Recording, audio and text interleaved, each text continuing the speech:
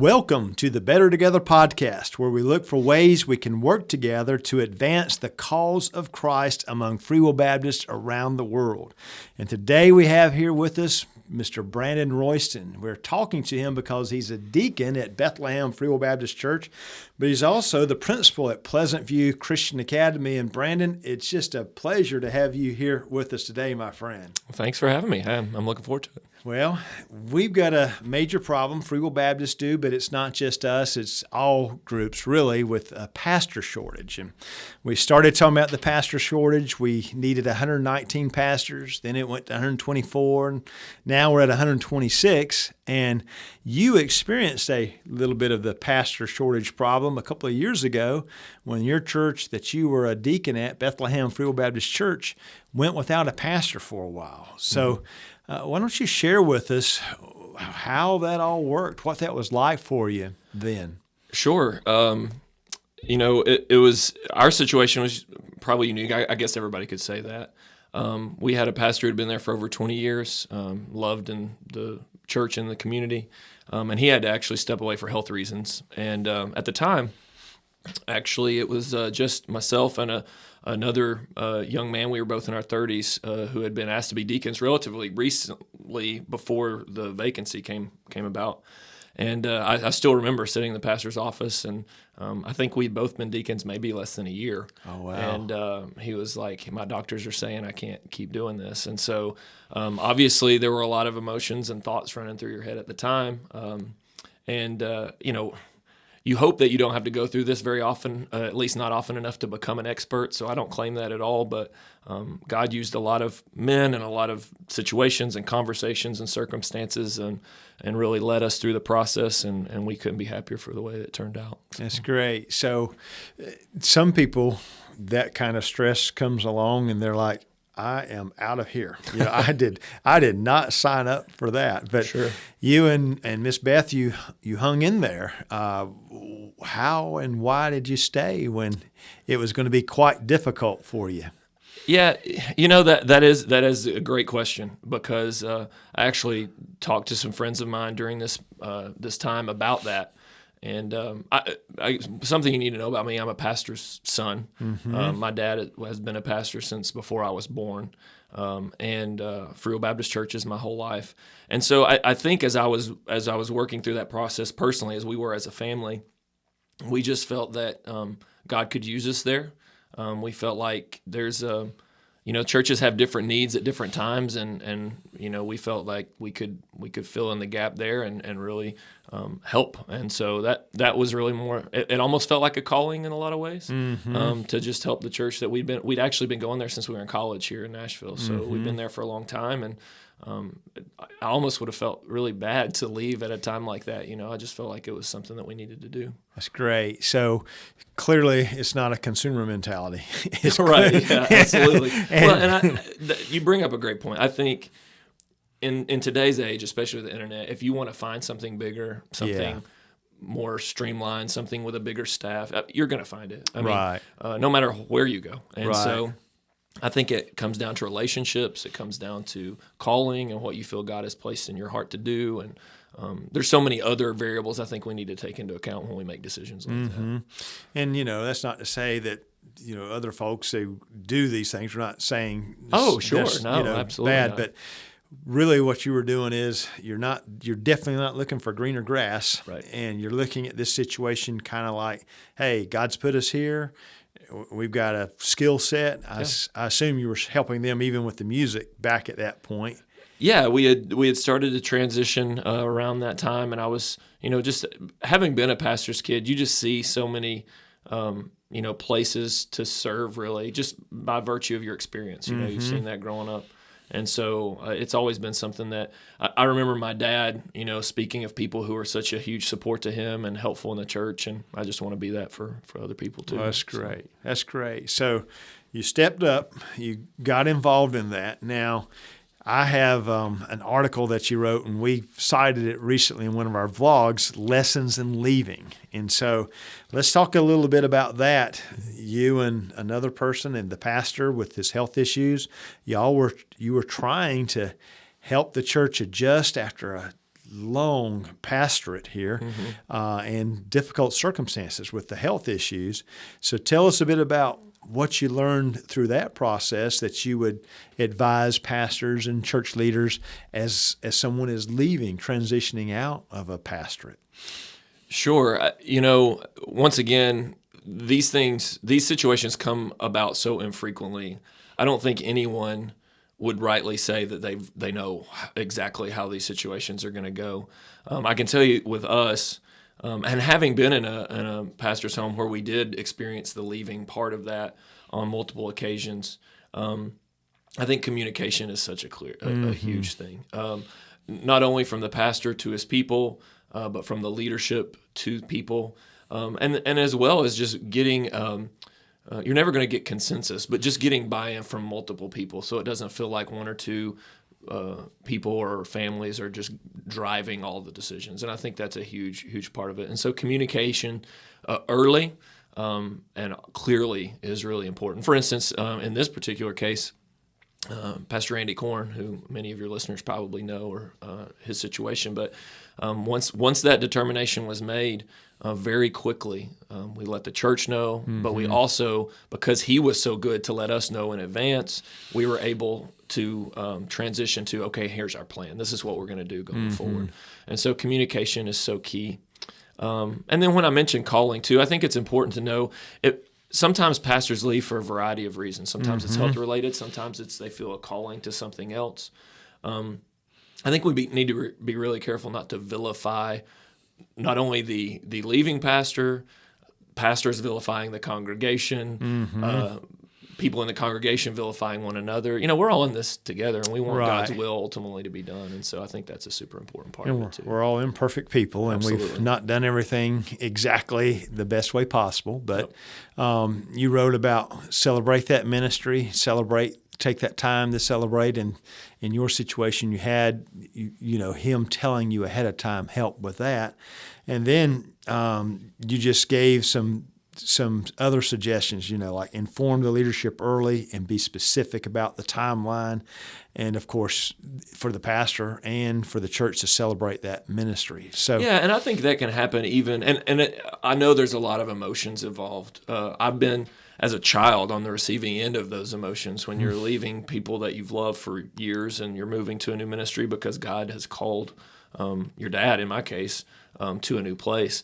But I don't think that should keep us from celebrating what God had done in that ministry. If you look in Scripture, there could have been a lot of opportunities for people to hate on Paul because of his ministry and the way he was kind of moving around the known world at the time. But celebrating what has happened, what has been done, but then also, I think transitions give you an opportunity for hope and future and those kind of things too. If we do it right, it can give us an opportunity to say, "Hey, what does God have planned for us next?" Yes, it's kind of a move, next step kind of thing. Right. So you mentioned, hopefully these are once or two time experiences. Yeah, I don't want to do it again. No, you don't want to do it again. But someone listening may say, "Well, I don't need this. My pastor, I'm hoping, is going to stay for a while."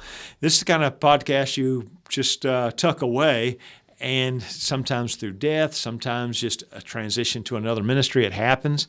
And it'd be good just to get the pulpit article, kind of walk through, look at it, and think through those things, whether you're the pastor transitioning out or you're a leader or someone at the church that's trying to help through that. It's a good thing to look at. Sure. Well, and a lot of our churches, I say a lot, some of our churches are even going to where there's multiple staff members too. And I think there's some things there that can be learned even if it's not the lead pastor, that... And it really, for us, I would be remiss if I didn't say there were so many pastors, lay people who have been involved in this in the past that I was able to reach out to and ask them questions and say, "Hey, how did you all handle it? What worked well? What didn't?" And so I would encourage people to do that too. And if you're in the situation where you're not having to go through it, but you have, make yourself available to those who are going through it right now. Very good. Because that was super helpful for us. Very good. So you've got association leaders, state leaders, you've got friends in the community and so forth, and usually we know through social media, what's happening. So you're saying reach out to those folks, help them along the way. Yeah, I just found so many people willing to share their experience, and it was super helpful. That's good. Well, then you went a while without a pastor. Yes. We were talking about, my wife and I were talking about it because She knew I was coming. I think it was close to 9 months. Yeah. That we went without a pastor. So there's an article you wrote, Pastor Wanted, and you talked about that a little bit because, it was difficult, wasn't it? And I think I remember interacting with you a little bit during that time period and thinking, wow. So as folks are going through that, again, we know you also have being the son of a pastor and kind of experiencing that a bit. What kinds of things did you learn? What kinds of things might be helpful based on what you all experienced in those 9 months without a pastor? Yeah, having gone through it now and looking back on it, first of all, you can't underestimate the importance of prayer and trusting God in the middle of that, because it's really easy to get in a hurry. It's really easy to be frustrated. We went through a couple of times where we thought we had it, we thought we had it figured out, and then it just didn't work out, and that it's really easy to get frustrated in those circumstances. And so I think the first key is we don't need to take the moving of God out of this thing. Honestly, it's the hardest part to me is trying to navigate what is God trying to teach us, what is He trying to tell us, what direction does He want us to go. And for those of us who are in leadership, I guess to get down into kind of some technical stuff, we put together a group. We were only 2 deacons, and so we put together a group that was a cross section of some other people in the church. It ended up being about 6 or 7 people, I think. Different age, different gender. We just had a group that we said, hey, we're going to help kind of shepherd this process along, communicate back to the body. And that was a big win for us, because it wasn't just myself and another, his name was Will Lockard, the other deacon. It wasn't just us being in a room trying to figure it out. And so that was super helpful to us when we did that. So you're praying, you're going along, and we do need to say, because today something bad happens and people say you're in our thoughts and prayers, and folks come back and say, I don't need your thoughts and prayers, or people kind of started discounting that. You're saying, no, that's the big thing. Absolutely. I mean, if we believe that God is, the head of this church, then we need to trust Him to bring us the leader that we need. I think that was such hugely impactful. Matter of fact, for our church, what we did, and thank God for interim pastors. Yes. And I would just say to your listeners, if there's somebody out there who has maybe retired, or they've been a preacher in the past, or they feel called to that, but they don't feel called to pastor, make yourself available, because it was a huge asset for us to be able to call on someone. And matter of fact, it worked out that it was somebody I was working with at the time, David Womack, and he had been a pastor in the past, and he was exactly what we needed for those 8 or 9 months. Yeah, I see that. He just loved our people, and he filled the pulpit, and it was wonderful. So if you're in the position that you can find an interim, and that was actually one of the pieces of advice I was given from someone else to say, if you can do it, do it. Yeah. Because, our pastor had been there for 20-something years. We needed time to mourn that and to process that, and even to get mentally ready for somebody new. Right. And so even though that sounds like a long time to some people, I think it was healthy for our church. And so having that interim, what we did is we only asked him to fill the pulpit on Sunday mornings and Wednesdays, and then we kept our Sunday night meetings to talk to our people. Hey, here's where we are in our process. We're going to pray. We actually went through Tom Rainer's book, The Autopsy of a Deceased Church, as we were kind of going through the transition, just to be honest with ourselves and say, hey, here's some things we might need to think about as we look at a new pastor. Oh, that's great. Yeah. So now we have coaches, that will help in situations like that. So listeners, if you're hearing this, I encourage you to contact your state leaders. You can contact us as well. And sometimes coaches can come along and can help. And that's something we're going after, trying to find people that would be an interim pastor. And David Womack, he came in, so that then you're safe in a way. You've got kind of consistency from the pulpit. You've got good Bible teaching. You've got your group. You call them in your one magazine a guiding coalition. So it's a cross section. They're working this problem, if you will, or this situation. Then you've got Sunday night where you're talking about your church. You're looking at Rainer's book, Autopsy of a Dead Church, and what do we need to work on, and keeping them informed. And then you start getting some candidates, don't you? Yeah. So you want to cast as wide a net as you can. Obviously, every church has its own personality. It has its own culture, but don't be bound by that either. You know, God might have something a little fresh or a little new that He wants to bring to your church. But thankfully for me, having gone to a Free Will Baptist College, having made a lot of friends in the denomination, knowing people like you and other people, I was able to kind of put those feelers out. And so, but now that you all are making yourself so available, I think that would be one of my first calls, would be to the national office or to state leaders to say, hey, do you know people? And so you just want to cast this wide net. Yeah.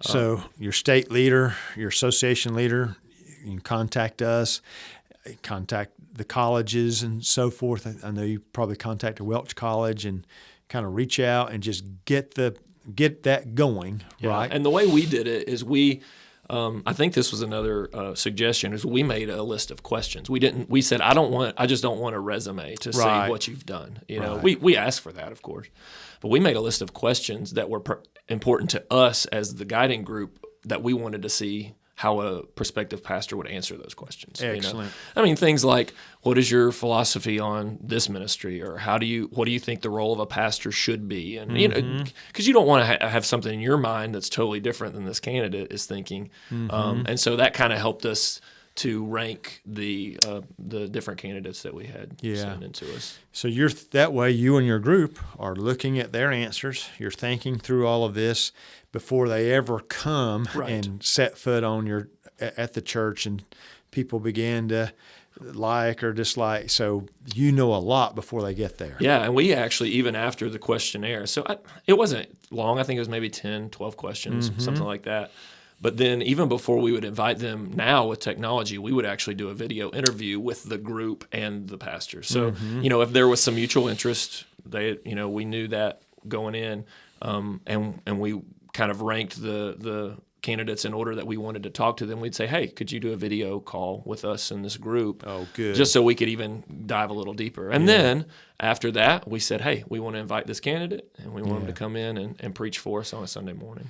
So one of the things I want our listeners to think about is you can go to nafwb.org/refresh, and we've got a questionnaire like Brandon's speaking of there that you could use, or you could take and adapt it as your own. We also have a questionnaire that we ask churches to complete. So there's a question for pastoral candidates to complete. There's a question for the church to complete. If you can go ahead and download and look at both questionnaires, and you can see how they're asking about philosophy of ministry and worship style and all these things. And what you're hearing from Brandon, I think, is when you're thinking those things through and you're looking and you've already kind of studied a bit about what you might need, it helps to get all that out.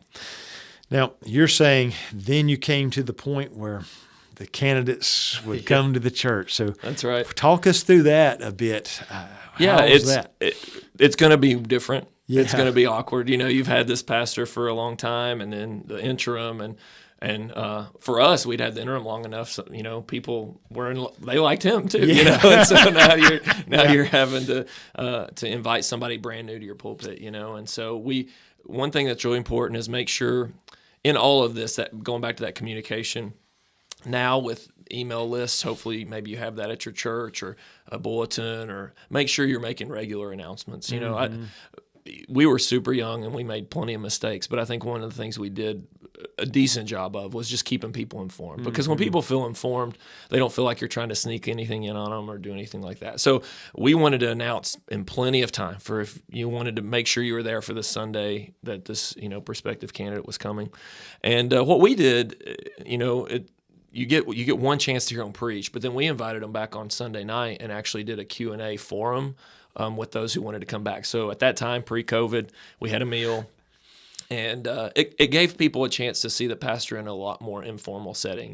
He could walk around the room and say hello, and then I basically interviewed him in front of everybody and had asked people to submit questions in advance if they had specific questions they wanted to ask. And so that was actually really helpful for us too, because not only did you get to hear the way he preached, but you also got that. And so hopefully, it's hard, but hopefully by the time you've got the questionnaire, the video interview, you've heard him preach, which, by the way, we also, nowadays you can find recordings often of pastors who've preached other places before. Yeah. And then you've heard him interviewed.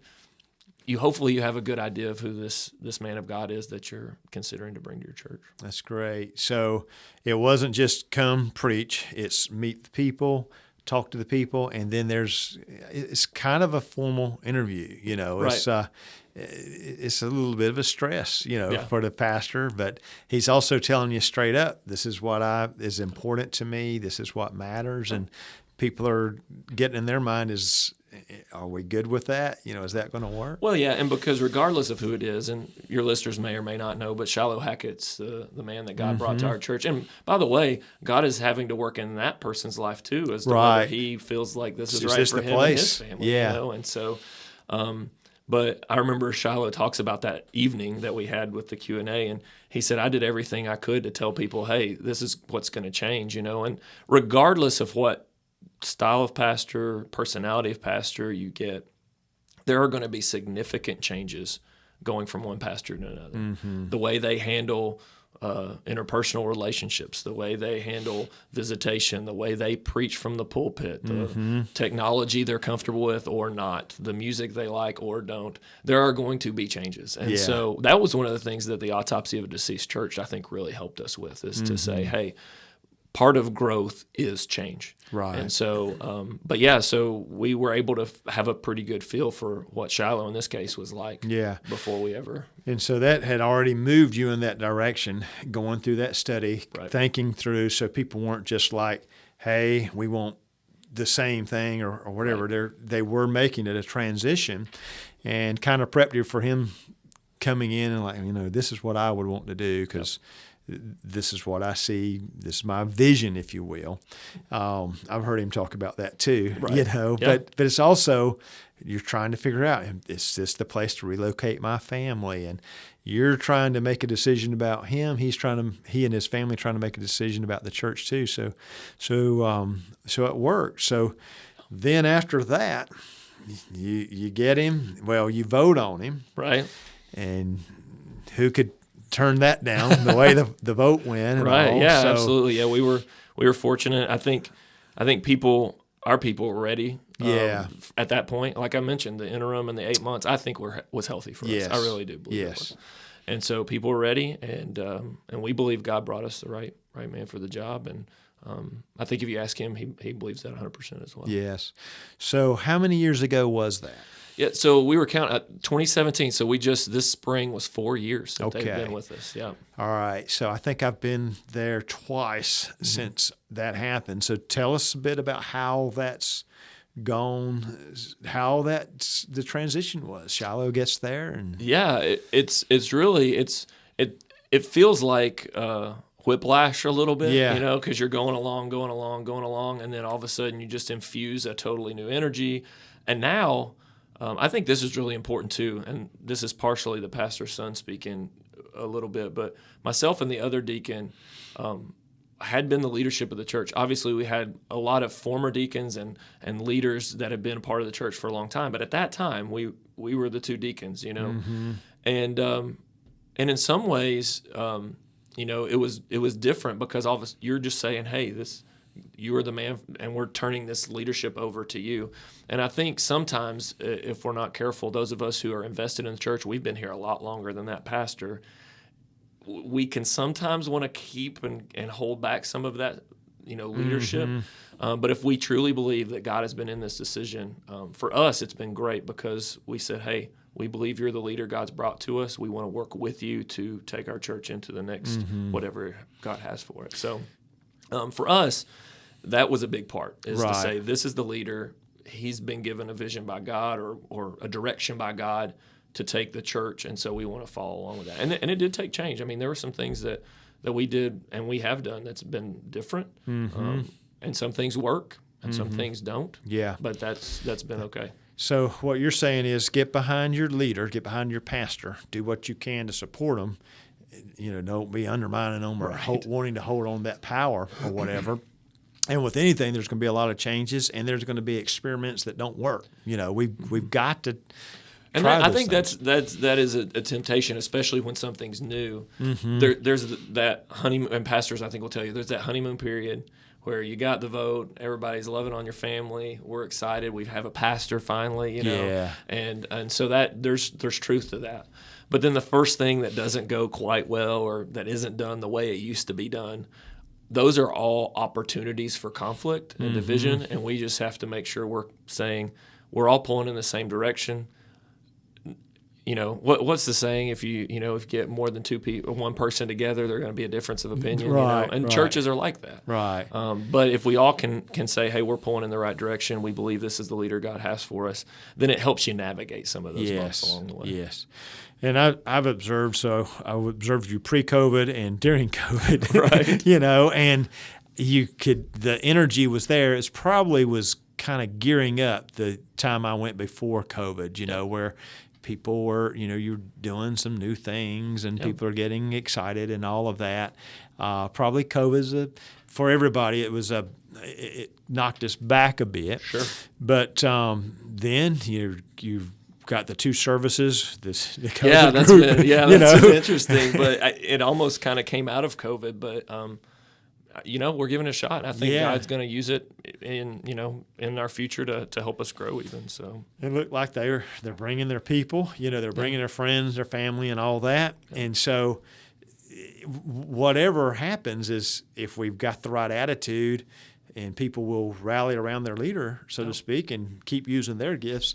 It just looks like good things happen. Yeah, and we're so thankful and so blessed, and we're thankful that Shiloh and his family believe that God, was bringing them to us. And I can't say that's going to be everybody's story. I wish it would be. But what I can say, I believe, on the authority of God's word, is that if we follow His plan and His path, that it will work for our good. Now, what that means, I don't always know. And, I know there are plenty of pastors in our movement who are pastoring churches that their story might not be one of like just crazy growth right now. But that doesn't diminish the faithfulness and the ministry of those churches. Right. And so I think, some of those pastors that we're talking about that might be eligible for being interim, there's a work for that. I mean, that's such a hugely important work. Yeah, and we don't need to forget that. What David Womack did during those days, it took pressure off. It did. It just took pressure off. It kept you going. And so we like to say there's a pastor for every church, Absolutely. And there's a church every person can pastor, what they're gifted for and so forth. So you being called into the pastorate, we want to hear from you. And there's a place for you. There's a place for you to serve.